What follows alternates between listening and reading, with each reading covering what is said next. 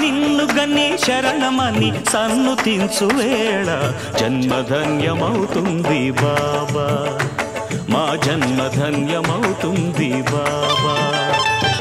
దాతవని తలచుకొని జోతలిడే వేళ దైవం తల ఊపుతుంది కాదా.